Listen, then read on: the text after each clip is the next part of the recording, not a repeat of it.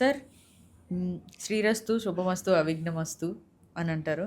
ముందుగా ఏ సాంప్రదాయంలోనైనా ఏ పని చేసినా హిందువులకి మన సనాతన ధర్మంలో ముహూర్తమే ప్రధానం అంటారు. ముహూర్తం బలం ఉన్న ప్రతి పెళ్ళి నిలబడట్లేదు. అలాగని ముహూర్త బలం లేని ప్రతి పెళ్ళి కూడా ఫెయిల్ అవ్వట్లేదు. మరి చాలా చాలా మంచి క్వశ్చన్ అమ్మా. హ్మ్. మరి మీకు ఫెయిల్ అవ్వట్లేదు. ఇంకెందుకు ముహూర్తాలు? ముహూర్త బలం విశిష్టత ఏంటి సార్? కరెక్ట్ మా ముహూర్తానికి అసలు యాక్చువల్గా ఎక్కడి నుంచి మొదలవుతుంది ఈ ప్రక్రియ?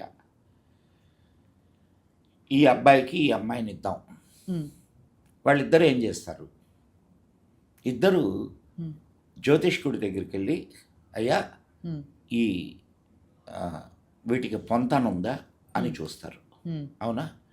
అంటే నీ జాతకాన్ని బట్టి నువ్వు ఏ యోనికి సంబంధించినటువంటి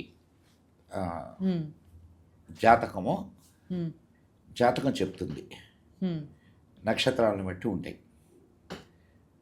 ఈ నక్షత్రాల వాళ్ళు కలిస్తే సుఖంగా ఉంటారు, ఈ నక్షత్రాల వాళ్ళు కలిస్తే దెబ్బలాడుకుంటుంటారు, ఈ నక్షత్రాలు మిత్రతారలు, ఇట్లా కొన్ని ఉన్నాయి.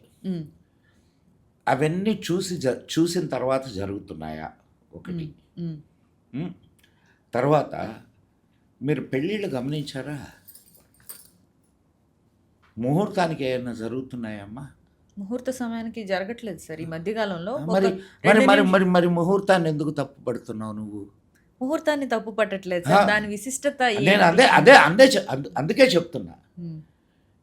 తర్వాత ఇంకొక ఇది, నీ ప్రశ్నలో చాలా ప్రశ్నలు ఉన్నాయి. ఒకటే ప్రశ్న కానీ చాలా ప్రశ్నలు ఉన్నాయి. ముహూర్తం పెట్టిన ముహూర్తము సరి అయినదా కాదా? అసలు నేను ఇంకా మీకు ఒక చిన్న విషయం చెప్తే చాలా ఆశ్చర్యపోతారు. అర్ధరాత్రిళ్ళు పెళ్ళిళ్ళు చేస్తున్నారమ్మా. అర్ధరాత్రిళ్ళు రాక్షసులు చేసుకుంటారు అమ్మా. మనం దేన్నైనా శుభంగా దేన్ని ఇచ్చేస్తాం తెలుసా? సూర్యోదయాన్ని నుంచి సూర్యాస్తమయం వరకు ఉండే సమయాన్నే. భోజనం కూడా సమయం లోపలనే చేస్తాం. చచ్చిన తర్వాత తగలేయడానికి కూడా సూర్యాస్తమయం తర్వాత తగలేయడానికి కూడా ఇది కాదు. అట్లాంటి సమయంలో పెళ్లి చేస్తానంటే ఎంతవరకు కరెక్టు? ఇంకా అట్లాంటి ఏమి నిలబడతాయి? నిలబడ్డాయి అనంటే ఇప్పుడు అట్లా చేసుకుని కూడా నిలబడుతున్నాయి కదా సార్ అనొచ్చు. దానికి సమాధానం ఏందా అనంటే వాళ్ళ జాతక బలాలు, వాళ్ళ కర్మ ఫలాలు. మనం ఎట్లా ముహూర్తం పెట్టాలో అర్ధరాత్రి పూట. నా పెళ్ళి కూడా అర్ధరాత్రి పూటే జరిగిందమ్మా. ఒక ఏరియాలో అర్ధరాత్రి పూట చేస్తారు పెళ్ళిళ్ళు. పెళ్ళికి వచ్చిన వాళ్ళందరూ నిద్రపోతుంటారు. సరే, ఇంకా పెళ్లి వాళ్ళు తప్పదు అనుకున్నట్టు కొన్ని సందర్భాల్లో అయితే మంగళ వాయిద్యాలు వాళ్ళు లేపుతారు కదా సార్. అదే చెప్తుంది. వీడు నిద్రమత్తులో తాళి కడతాడు, ఆమె నిద్రమత్తులో తాళి కట్టించుకుంటుంది. కళ్ళు ఎర్రగా అయిపోయి చూస్తూ ఉంటారు. ఎందుకు ఏం చేస్తున్నారో కూడా అర్థం కాదు. పంతులు చెప్తూ ఉంటాడు, వీళ్ళు అక్షింతలు అవి వేస్తూ ఉంటారు.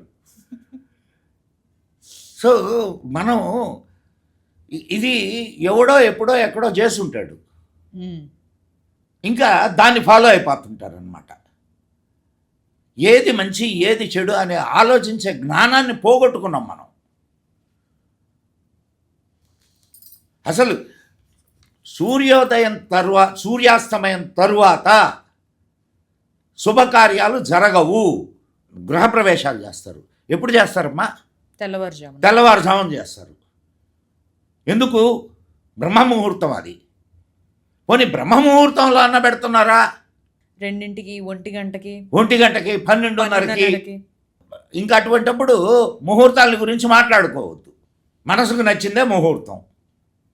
మనం ఇప్పుడు ఇక్కడ నేను ఎవరిని విమర్శించడం లేదమ్మా. మనం చేయాల్సింది చేయకుండా ముహూర్తాన్ని నిందిస్తే ఎట్లా? Exactly sir.